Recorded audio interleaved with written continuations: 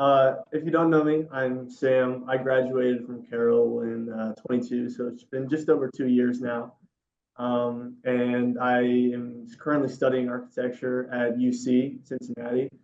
And right now I'm in my second internship there down here in Dallas with NMDA, which we'll tell you more about. Um, Yeah. yeah.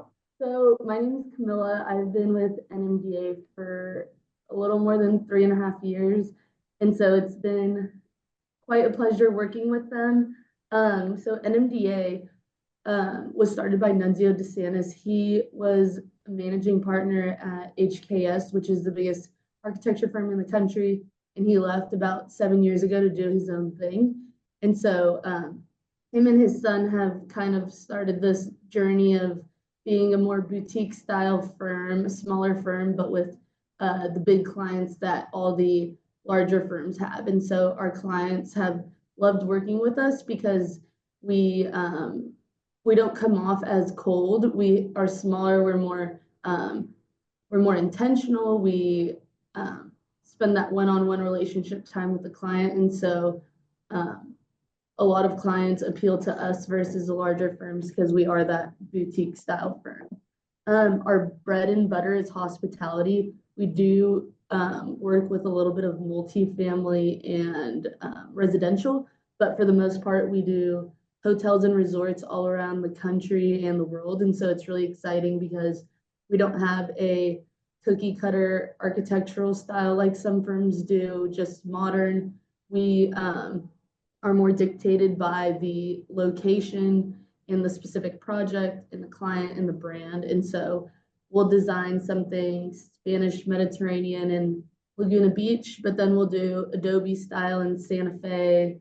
We'll do a whole different style in the Florida Keys versus Vermont versus we did a project in Rotterdam in Spain. And so we're constantly learning and researching styles in the historical language of each city to influence our design. So that's NMDA.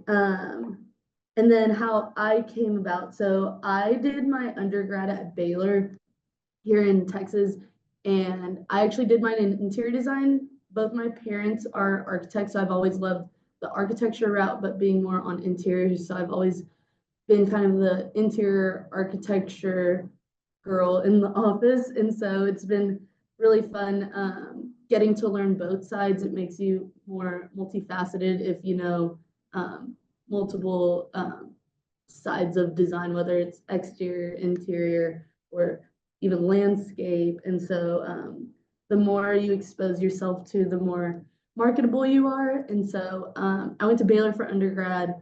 I went to grad school in Colorado, and I actually got it in entertainment and production design. So that led me to a number of different internships. My first one was in luxury retail. I actually did it abroad in Paris, so that was really exciting.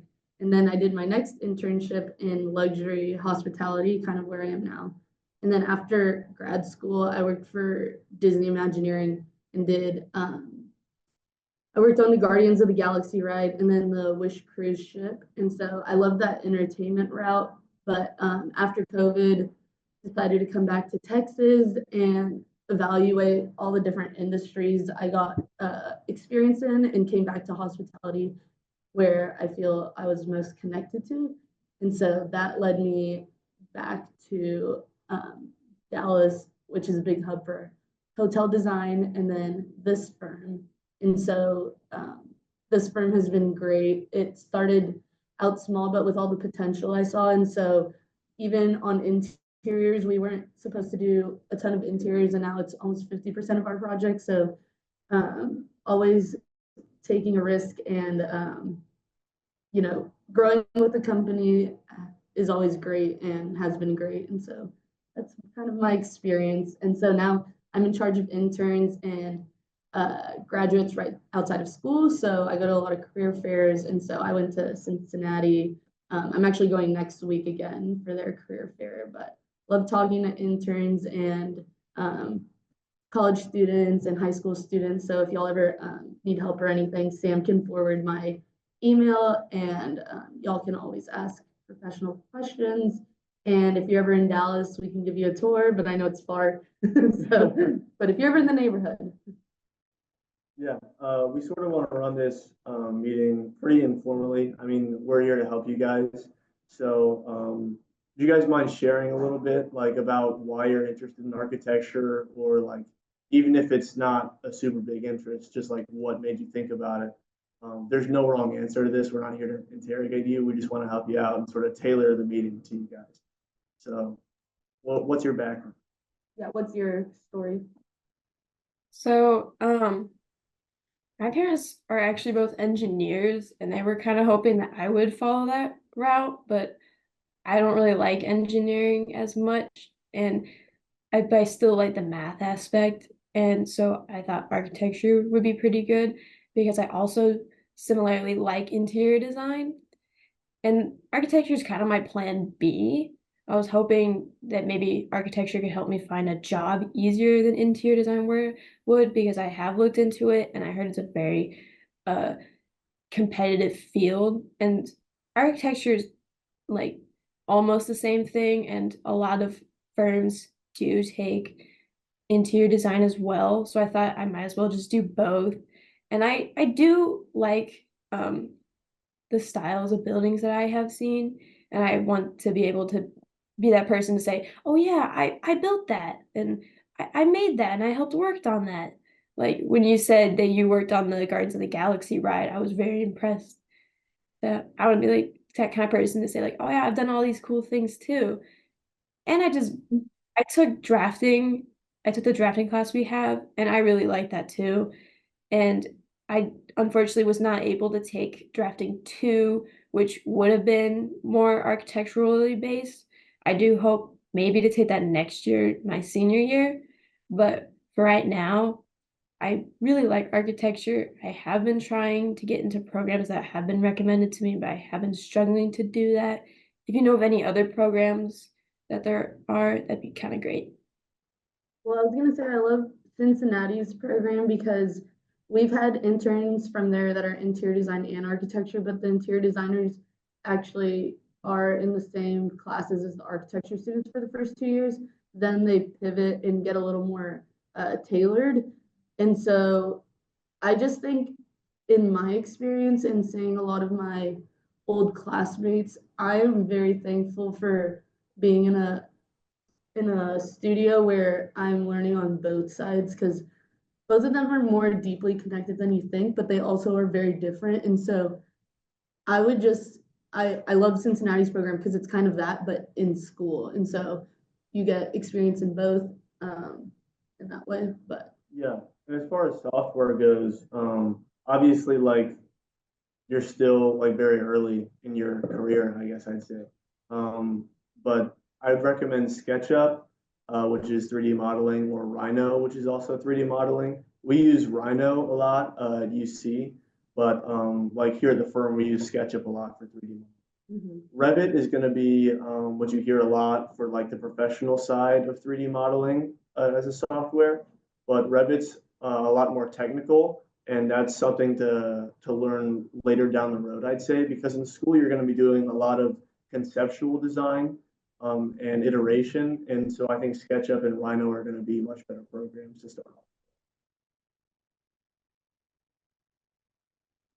and what you were saying earlier, the field is very competitive, but I think my suggestion is just to get as many internships as you can. Like I didn't do any before college, but I know one girl that was interning summers during high school, and she wasn't doing a ton of work, but just being, I think she was helping run errands around the office and stuff. And if you find an office that'll give you that opportunity, just being in that world um, helps people hire you more. Like I always say, for example, if you're really interested in healthcare, healthcare is a hard industry to get into. And so my suggestion for people to let interviewers know you're passionate about that is doing medical related stuff on the side, just so they know you understand the operations of a hospital, or it shows you're passionate about that. So I would say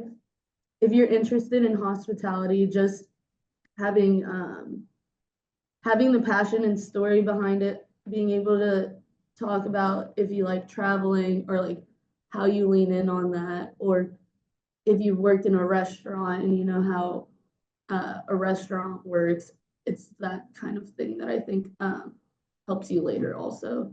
So just finding what you're interested in and trying to get as much exposure in that is what I would suggest. Yeah, I mean, as a junior in high school, like obviously anyone looking for an intern is not going to expect a really impressive resume. But like Camilla said, any sort of way you can get connected to the industry is great. And in Dayton, there's not a ton of firms, but I could probably find you some people that I could get you in touch with. Would at least be interested in having you in for a job shadow day. And even that's something you can put on your resume, especially when starting.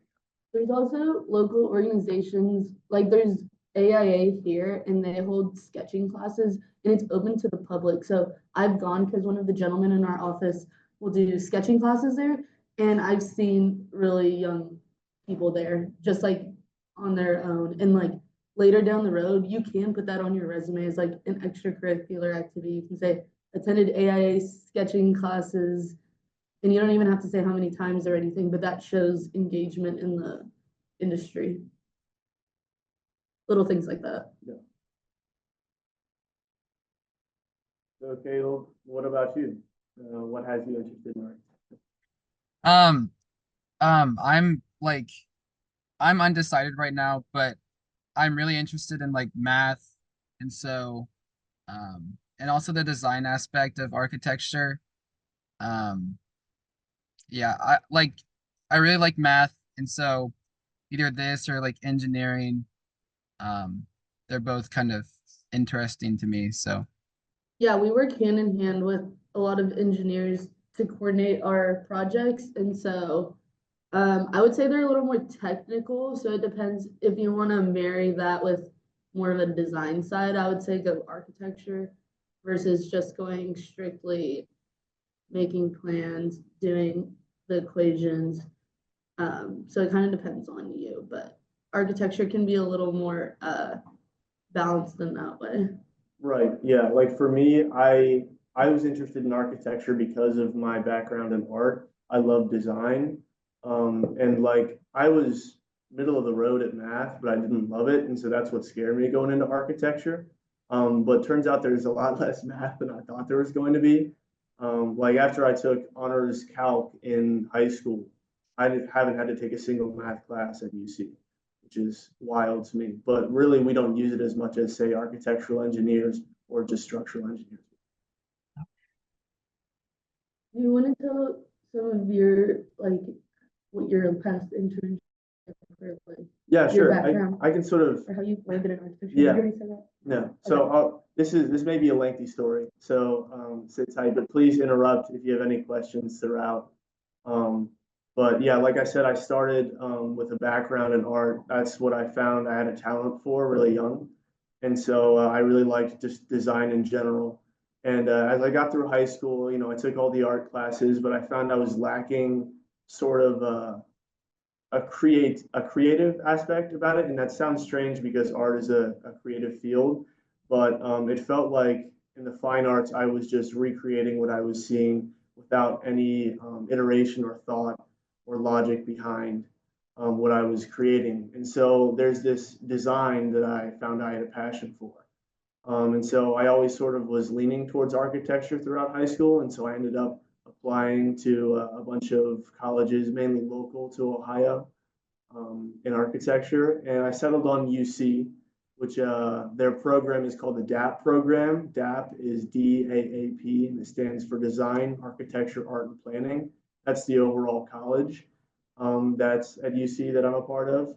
And they've got a really strong co-op program, and that's why I chose them. Co-oping is just internships, but it's part of your curriculum. And so right now, this is like our in-school semester.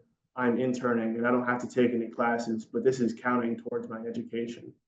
Um, and so that's been really helpful because not only do I not have to pay any tuition during the semester, but also I'm getting this real world experience and I can put stuff on my resume and I'm learning about the field and I don't have to go to school. And then when I graduate, I also have this experience under my belt, which will help to get me hired really easily. So that's why I chose UC, and for all the reasons I chose it, it has been serving me for the past 2 years.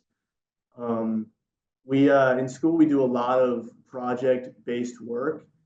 You're going to have a lot less exams, a lot less tests in architecture. Obviously, you'll have your gen eds, which you'll get out of the way in your first 2 years, which will be more probably lecture-based classes. But now I only have one lecture class every year, or every semester rather. And the rest is just all design work and project-based work. And so you're going to be graded on your effort, your attitude, and your design. And for me, I love that because that's my bread and butter is just grinding on making things beautiful. And that's what I love. And so I've really grown to love school, and also these internships. School is great socially because this is honestly probably the main reason I like school. We have a studio, and like Camilla was saying, UC combines our interior designers and architecture students for the first 2 years. And so I started out with 250 other students because the combined classes had that much. And we're all in the same huge room divided into these sections. And so you have access to the studio 24/7. And so you really get close because you're spending pretty much all your time with 250 people in this one room, in class and outside of it, because that's where you do your homework too. And so I just love being in that social environment, and automatically, like week one of school, having 250 new friends. So that's been a great part about school as well. But as far as the co-op program goes, I had my first internship the spring of last semester. So we had 1.5 years of school. And then I got hired at Champlin, which is a firm in downtown Cincy. I wanted to stay local for my first. They did a lot of healthcare, civic, commercial projects. And so that's where I was able to learn more about the software of Revit and sort of just the inner workings of a firm and the professional field that is architecture. They're a really profitable, successful firm. They've got nice people. It's an ethical firm, and I found a lot of love there. And yeah, they were just very good to start off. They were a good foundation firm. And then I went back to school after spring. So we do school in the summer. So after your first year, your first summer, then you're either in co-op or school full time, which sounds like a lot, but I don't want that to scare you away from going to UC because it's in those summers or it's in those combined semesters when we either get to co-op or school. And so you're getting just so much more experience than any other college. And that's what I was saying, where you stand out the more internships you have, and if you can't get internships, the more exposure you have. So Cincinnati always looks really good to employers because they come out having so many internships. Right. Yeah. Versus the typical student comes out with one, they have 3 or I don't know. I believe it, 34%. Yeah. So yeah, I mean, I'll always be biased, and I'll be a UC fan and tell you to go to Cincinnati for architecture just because I always love where I end up. But I mean, obviously weigh all your options first. Obviously OSU is also a great school. I don't know everything about their program. I don't know if they have any co-ops that aren't in the summer, but they're obviously a good program. Kent State is a great program near Ohio. I was also looking at industrial design, and so I applied to Purdue and decided I might as well stick with architecture because I was more interested in it. But there's other options in the creative field as well. Industrial design is one. Obviously, interiors are very closely linked to architecture. But there's always the creative field sort of eventually merges into one, which I find fascinating. So yeah, there's other options. Any questions?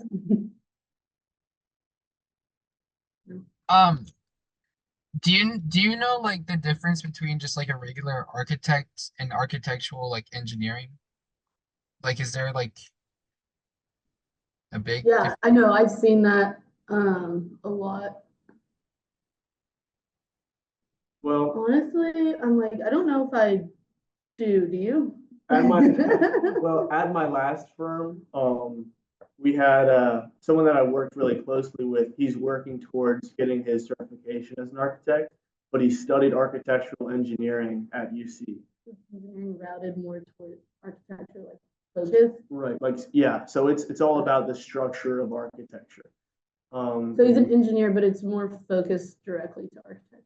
Right, yeah. So he has his bachelor's in architectural engineering, but he's studying to become an architect by taking exams that he's going to. And he, like I said, he focuses a lot more on structure, but he's also interested in design, like you were saying. And so he's trying to become more focused on the design aspect of structure. And so we all just, everyone sort of does everything they can. All the jobs are sort of intermixed. But yeah, if I could say, yeah, I'll say architectural engineering is just more focused on structure. It probably has more than that if you're interested. I'm gonna be biased and say architecture is more fun than engineering, but yeah, we're a little biased. Yeah, exactly. I actually have to head out, but Sam has y'all in great hands. He's going to show you some of his current work, his school work, and just show you like real life examples of what he's been doing the last couple of years. And so it was great meeting y'all though. And like I said, Sam can pass on my email. And if y'all ever have any questions or anything regarding this firm or interior design, like Susan was saying, or architecture here, I could get y'all connected to the right person if it's not me. But it was nice meeting y'all, and I hope y'all have a great rest of your semester. Thank you. Thank you. Thank you. Camilla's great. She's an associate here at MDA, and she's rose the ranks quite a bit pretty quickly.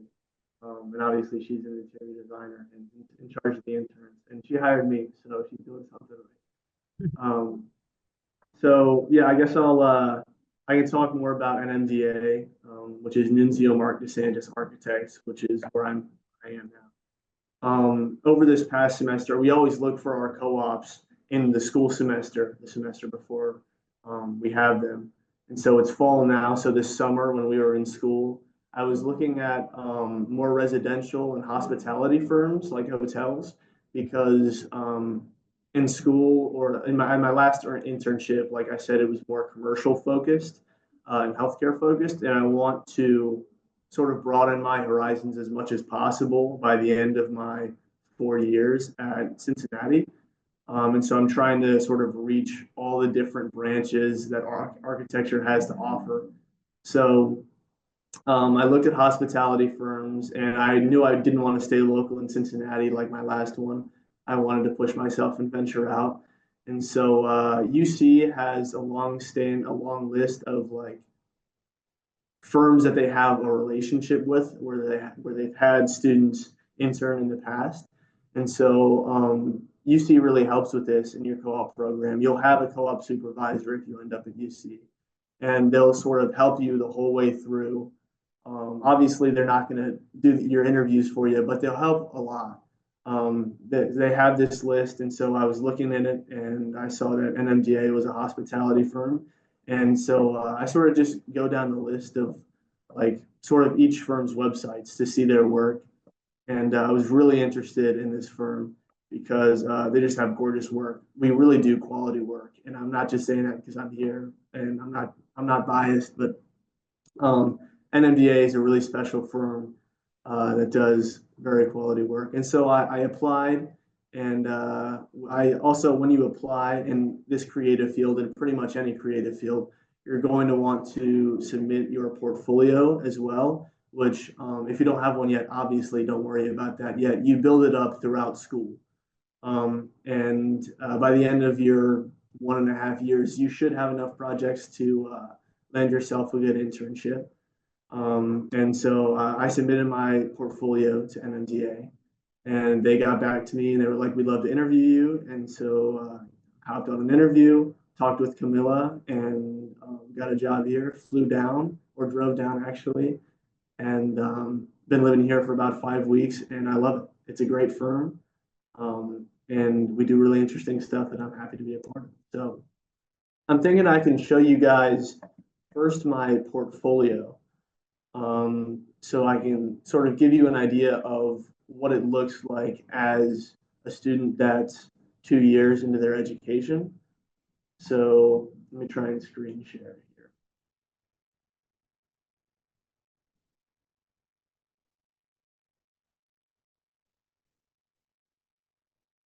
Okay. So are you guys seeing this all right? Okay, wonderful.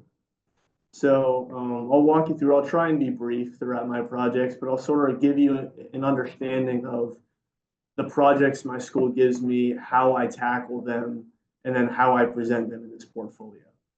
So first in a portfolio, you're going to want to put your resume because that's what that's what they care about the most. And then once they read through that, you sort of want to get into your projects. So you go through a table of contents. And to look at my first project, this is a community center that we worked on in class for Over the Rhine, which is a historic neighborhood in Cincinnati. And so we sort of were supposed to design this public space that had a bunch of different activity centers like a library, a performance space, an art gallery, and then all of your regular public spaces, like a cafe, a lobby, and then all your back of house, such as bathrooms and storage. So this is my design. I sort of wanted to reject all of the boxy buildings that were in that neighborhood and sort of intersect these multiple forms to locate the different program or the different spaces and rooms inside of them appropriately. And so this is a section of my building down here. There's three or four layers, depending on if you consider this a basement or not. But I wanted to maximize the amount of natural light that I had in my building. And so I created these little window wells down here to get light into the basement. And then I also, like you can see back here, or actually over here would show it best, I subtracted a mass that could have been on my lot so I could add more light into my building. And so this is sort of how the form evolved. I knew I wanted three forms, and so I was trying to come up with how they would pin together.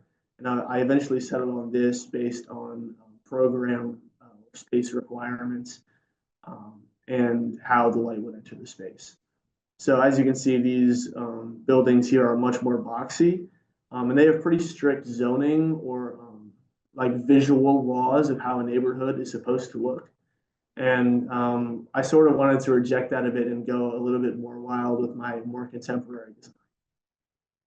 So in architecture school a lot, not only are we designing, but we're also researching. So we research what we call precedents. These are just buildings or structures or even art pieces that we find interesting, that we find similar to a concept we want to execute in our project. So this is an image of a structure. It's a memorial designed by a famous architect named Peter Zumthor. And it was memorializing some witch trial victims in Sweden, actually. And so we were looking at this to sort of study tectonics, which is stick construction, everything that comes up off the ground. And so I was trying to diagram and study every interesting part about this memorial of things that I could take into my future project, which was a museum exhibit. So this is my model of the space. I did a little section model to better understand how the construction came together. And then I used that precedent to bring into this museum exhibit that I was working on. So for this exhibit, I chose Cincinnati women's history to focus on because there was a lot of interesting artifacts in Cincinnati that related to this. And so I started off by designing this display case, this vitrine, focused around this one artifact, which was a microphone disguised in flowers, which is a very historically significant artifact for Cincinnati. And this microphone was from Ruth Lyons, who was a broadcaster in Cincinnati, and she would always disguise her microphone in a bouquet of flowers. And so I tried to focus on the aspects of Ruth Lyons broadcasting and sort of the ideas behind her work, which were she always improved her shows. Her show was called the 50-50 Club. Maybe Mrs. White's knows. Um, and it was on at noon every day. And so it was improvised. And so I wanted my display case to be adaptable and mobile to sort of represent how improvised her show was. And so I put it on wheels and I connected these four different pieces. And so they could move around and it was mobile and it was outreaching, sort of like Ruth Lyons is. And so that's what we sort of try to do here in architecture is we have to have a reason behind everything we design. We try to have a purpose so that it's not just, oh, I did this because it looks pretty. It should be, I did this because this is the concept behind it. This is the reasoning. And so this is what the display case, a more technical drawing, turns out to be. And then I sort of designed exhibit room around this display case. So I'm designing from inside out. And so I sort of took the idea of this stick construction from the precedent that I was looking at. And I also looked at fabric between the structure to sort of play with these visual cues that you can block off or expose as you walk through the museum. So you walk in and you go up these ramps to sort of separate this space. And you can look at these artifact boxes that are hidden throughout with the display case down below. And you continue to walk through and make museum exhibit based on this inside out idea that I took from my vitrine. And there's a little cartoony rendering I did of the space. Now this, the past two projects were academic. This one is a project that I worked on in like my last month of my last internship at the firm in Cincinnati. And this is an operations center. So Finley Market is a historical market in the Over the Rhine neighborhood that I was talking about before. And they sort of had a bunch of their operations spread out throughout the neighborhood. They had, their maintenance, they had their headquarters, they had their kitchen all spread out, and they wanted to centralize it. And so they came to us and they said, we want one building and we want to put all of everything we can in here, a ton of storage. And so it was our job to design that. Unfortunately, it was just in the last month that we had started on it at Champlin. And so this is as far as I got through the project. But we started off by doing a lot of research on the zoning laws of the neighborhood. Like I said, it's very historic. And so the city is very intent on preserving which is great. And so we had to sort of play a lot with the lines of the neighborhood and how the street elevations looked. And so I made this project site. I took a bunch of photographs of the street. I walked up and down the street, and then I sort of edited them, spliced them all together so that you can look where our project site is in the middle of this street elevation. So then from there, we looked at some massing ideas, how we want the facade to look. And we knew we didn't want to go crazy with it like my design of the community. And so we had to stay pretty in line with the guidelines. And so we were talking how much we wanted to break up this facade, because the more you break up a facade, the more expensive it's going to be. And so I created those options. And then I made some renderings of different massing options of what it could look like in this space.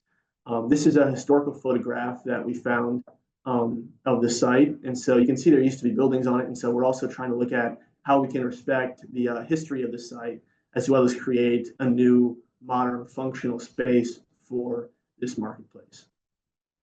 And then I also like to include in my portfolio not only academic and professional work, but personal work. And so I put all of my fine art that I did in high school, or I picked some of my favorites. And so This is something that firms always tell me this is their favorite part of the portfolio because it really shows you who you are as an individual artistically. Um, sure, like you're in this major because you're interested in architecture, but that's across the board of applicants. This is something that can make you stand out, specific to you, and that'll help firms remember you and potentially get you a job. So this is a bunch of my watercolor and graphite work that I've done. And then you always want to end your portfolio with a final page with your contact information so that anybody that's interested can reach out. So that's my portfolio. Do you guys have any questions while we're here? Yeah. To work on these projects, do you need like a license to be like a full-on architect, or do you just need like a degree? Great question. So you're talking about like the professional projects that I've worked on? Yeah. Okay, so essentially, a professional architect is someone that has been certified because they've gotten the right amount of hours and they've passed all 6 of their exams. And that comes a couple of years after master's school, I'd say, because you're just trying to build up as many hours as you can. And really, the only thing that architects can do that no one else can is officially stamp drawings to go to construction. And that may not seem like a lot, but there's a big salary difference between architects and non-architects. And also, if you want drawings stamped, you need an architect. And so, like, you can obviously, like, I've worked on projects and I'm nowhere near a certified architect. But yeah, like everyone can throw their hands in. I like was learning as I was working on these projects, and I still am. And so it's great that I can get the hours that I need to work towards my professional goal of being an architect. While also I'm learning and I'm accumulating these hours while helping out my firm, even though I'm not a registered architect. That answer your question? Yeah, so just another one, going off of that, can you still work at a firm, like without being there for like an internship or something? Can you still work at a firm without being certified, or do you need to be certified? Yeah, so you do not need to be certified at all. At my last firm, I'd say maybe we had 6 registered architects, and then it was like a 40, 50 person firm. So the rest of the people are all working towards certification, or they're just happy where they are and they are like working on editing spaces and they're being project managing site visits. They're working on the software. So yeah, you do not have to be certified to work at a firm, intern or not. There's other positions. There's project managers, and there's plenty of different roles. Some people just focus on doing renderings. Some people are just focused on doing red lines, which are fixing these spatial annotations that you need. So yeah, you do not have to be certified to work at it, which is really helpful. Okay. Yeah. Okay. So that was my portfolio. Now let me pull up. This is a project I'm currently working on. It's a hotel in Steamboat Springs, Colorado. It's a ski resort hotel, and so right now we are in the schematic design phase, which comes after concept design. So we've done all the concept design, and now we're the interiors of the space and how we want everything to be laid out, where the walls are supposed to go, where the furniture is supposed to go. And so actually tonight, actually, we have a deadline for our schematic design, which is basically this very long document with a bunch of specs and schedules and lists of all of these different floor plans that we have that we're sending off to a contractor who's going to look at this, make sure that everything can be built, and then eventually we'll move on to construction documents where everything has to be exact, and we prepare them to be read by the contractor who will end up constructing this. So this is sort of the in-between stage between concept design and construction documents. And so this is where we are now. This may just look like a whole lot of gibberish, and that's fair because honestly, it still looks like that to me a little bit right now, because there's just a whole lot of information. But right now, I've been spending a whole lot of my time on all of these hotel units.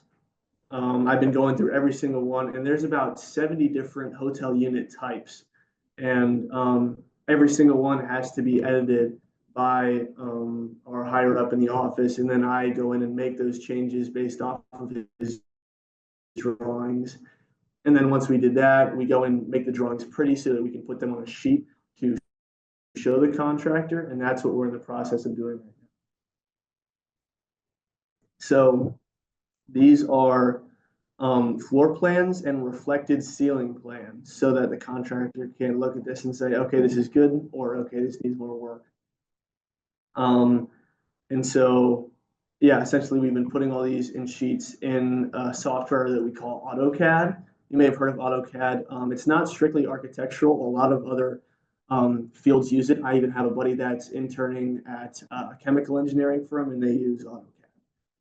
But we use it for essentially laying out hotel units for this project at least. And so we draw, this is all just line work. And so we just draw lines essentially. And we end up making these rooms. And over the course of days, weeks, months, we have all of these units that we can edit with these lines. So that's AutoCAD. So yeah, that's what I'm in the process of doing, is fixing all those, putting them on these sheets. And then actually, we hand all these sheets off to my boss. And then he basically writes these notes or makes these annotations on them, and that's what we call red lines. And so then I'm in the process right now of fixing all these things that need to be changed. So, you know, there's obviously the fun design part of architecture that is a blast, and that's what I love to do. But then there's also the stuff that may be more boring, especially to me. But then it's stuff that needs to be done, and you can find some interest in it because this is the stuff that needs to happen for it to be built. And so that's what gets me through this more boring section of the process, is knowing that me doing this is actually going to make this drawing or this idea actually become a reality and come to fruition. Now, outside of this Steamboat Springs Hotel project, I've been put on sort of another side quest with the other intern here, and we are currently designing a sales center for this same hotel. So this hotel, they're interested in having these, you know, shipping containers. They want to gut the interior of them and then sort of make them into a faux condo unit of what one is going to look like in their hotel, so that they can put them at the bottom of these ski slopes. You know, you come down these ski slopes and you can walk right into these condo hotel units. And it's a really cool point of sale. And so they're hoping to get more condo sales because of that. So right now I'm designing that sales center. So this is what this is looking at. We're thinking about doing two. This first one is sort of focused on what a condo unit is going to look like. And so it'll have a bathroom. It has a kitchen island with the kitchen, and we'll put all of the necessary appliances in it, and then a little living room area with a chimney. And so this is just, none of this is, you know, to the actual scale of one of our condo units, but it's going to be laid out and decorated in the way that will convince a possible client to buy one of these condos. And then this one down here, what's that? Like a showroom. Exactly. It's a showroom. Yeah, it's a model room is essentially what we're doing, just so they can get more sales for these condos. And they're going to be stacked up. Like I said, you come down at the end of this ski slope, And then the hotel will be right here.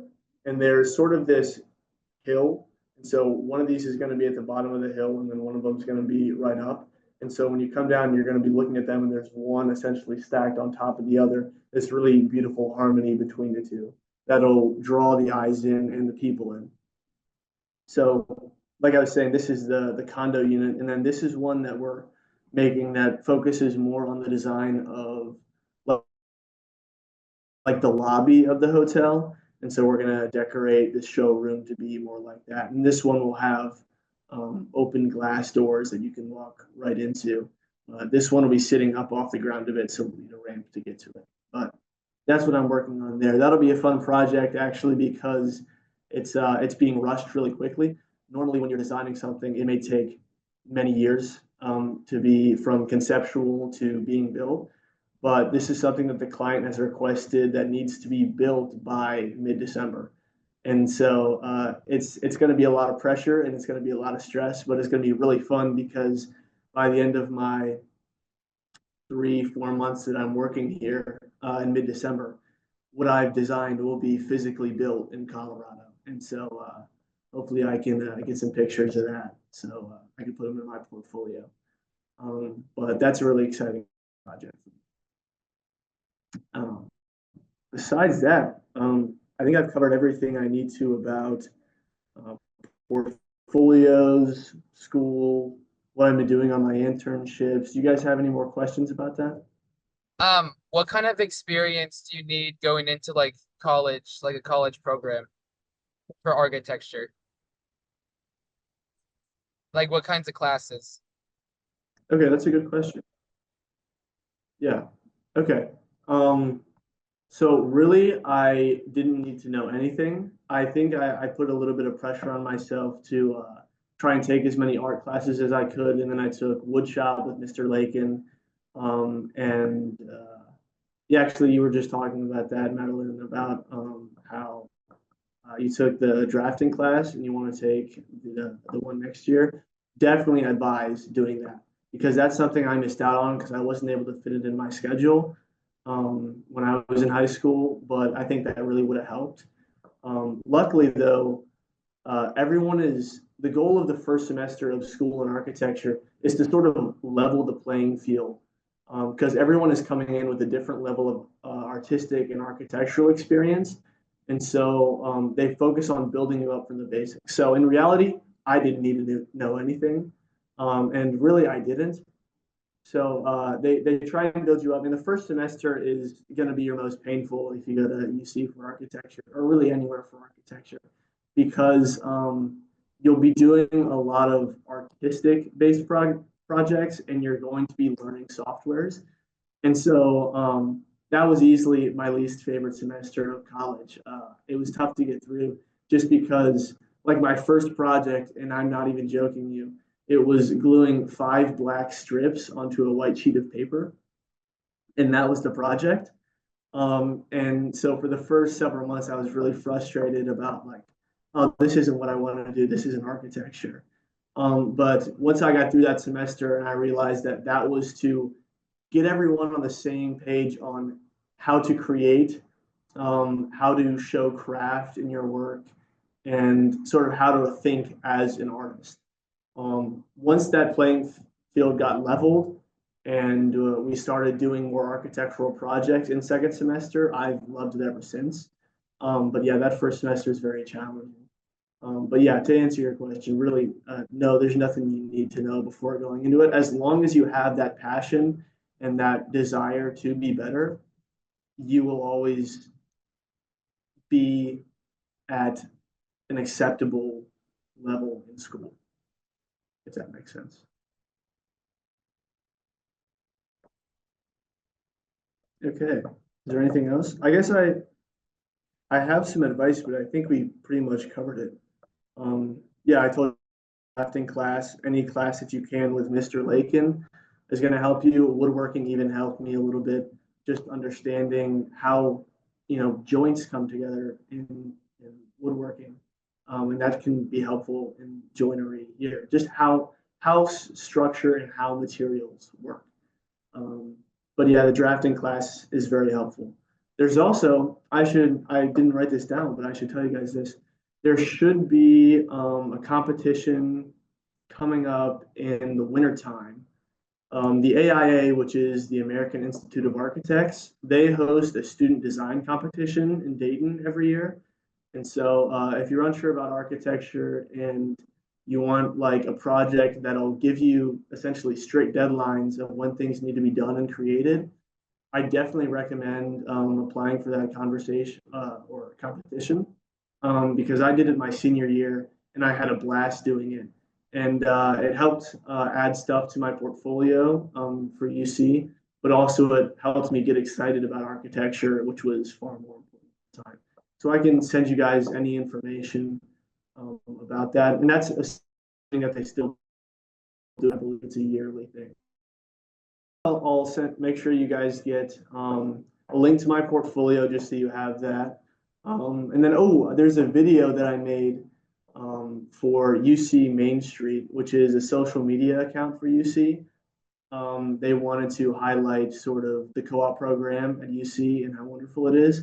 And so Caitlin Weiner, who went to Carroll, she reached out to me because she goes to UC and she works for UC Main Street. And she was like, hey, I heard you're on co-op. Do you want to make a video about co-op? And I was like, I'd love to. So I can get you guys that link. That's a video that was posted on Instagram. I'll send you my portfolio. Student design competition, I'll put that on my list here. And I can give you maybe the websites of the two. If there's anything else you guys need, please reach out, whether through Mrs. White's or just reach out directly. I can give you guys my email. Yeah, I'd be happy to help in any way I can. Obviously, I'm still very new in this career, very fresh, haven't even finished college yet. But I'd love to help any way that I can. I love this field. I'm very passionate about architecture. So if it means getting more people into the field, I'm all for it. And I'm happy to help in any way I can. Well, thank you guys for listening. I know I rambled for most of it, so I appreciate you guys being patient and listening through that. If there's nothing else, then I wish you guys the best. Have a great junior year. And I don't know, tell Mr. Sableski I say hi or something, or Meg Wittmann. Thank you. Thank you. Yeah, absolutely. Awesome. You did great. Thank you. Well, thank you very much. I was happy to do it.